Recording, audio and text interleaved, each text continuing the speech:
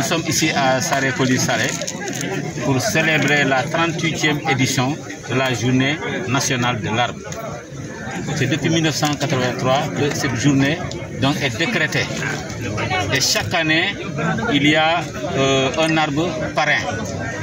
Et cette année, l'arbre parrain, c'est le Caïcédra, ou Kaya sénégalensis en nom scientifique. N'est-ce pas? Et il y a toujours un thème, c'est la restauration des terres et donc source d'emploi et de sécurité alimentaire. Et le slogan, c'est « Restaurons les terres dégradées, renforçons leur productivité ». Donc vous voyez, chaque année, c'est une répétition, donc, et partout au Sénégal, c'est un prétexte pour sensibiliser les populations et d'aller planter un arbre quelque part au niveau local et dans les champs et autour de nos habitats. Inspecteur, ça coïncide également avec le... Vous savez, avec le PSE vert, et le président de la République nous a donc mis en avant pour qu'il y ait partout une production de plants. D'abord avec le programme Xëy Gune Yi, et ce qui nous a permis de recruter au moins pour 2 ans 12 pépiniéristes qui sont payés sur donc au fond de ce programme de Xëy Gune Yi. Ce qui a fait que nous avons 30 pépinières au niveau régional. Parmi les 30 pépinières au niveau régional, nous avons donc 12 pépinières en régie, 13 pépinières privées et le reste c'est une pépinière scolaire et d'autres pépinières communautaires. La production, ce sera particulier cette année. Ce n'est pas seulement production pour l'hivernage seulement, mais ce sera une production continue. Nous sommes presque à 400 000 plants actuellement qui sont dans nos différentes pépinières. C'est pour dire donc nos ambitions. Donc nous envisageons aussi de planter à l'entrée de chaque arrondissement, n'est-ce pas, un axe routier, mais également donc des reboisements champêtres, c'est-à-dire introduire l'arbre dans le paysage agraire. Et nous attendons les populations à venir massivement prendre les plants dans nos pépinières en régie et aller les planter avec l'encadrement de nos agents qui sont au niveau local et départemental et même au niveau régional. Inspecteur, le thème, d'abord l'arbre choisi, c'est pas fortuit. Le Kaya sénégalensis fait partie des espèces menacées en zone sud. Et vous savez que le Sénégal a pris donc des mesures draconiennes en votant cette loi de 2018, la loi 2018-25. Alors, dans lequel il y a donc, dans ce texte, il y a donc des sanctions qui vont jusqu'à, donc, il y a même la notion de commanditaire et d'association de malfaiteurs. Ce qui fait que ce n'est pas les seules mesures, parce que ce n'est pas la seule espèce qui est menacée.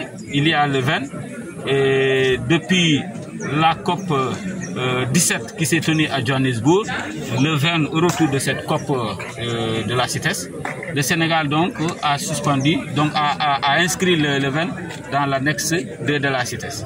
Donc voilà des mesures draconiennes, et les forces de défense et de sécurité sont appelées donc à traquer donc ces trafiquants partout sur l'étendue du territoire national et régional. Inspecteur, cette édition... En fait, vous savez, cette pandémie, et donc tout le monde sait que ce qu'on appelle une maladie qui, donc, une zoonose, vous savez, c'est justement la dégradation de l'environnement, parce que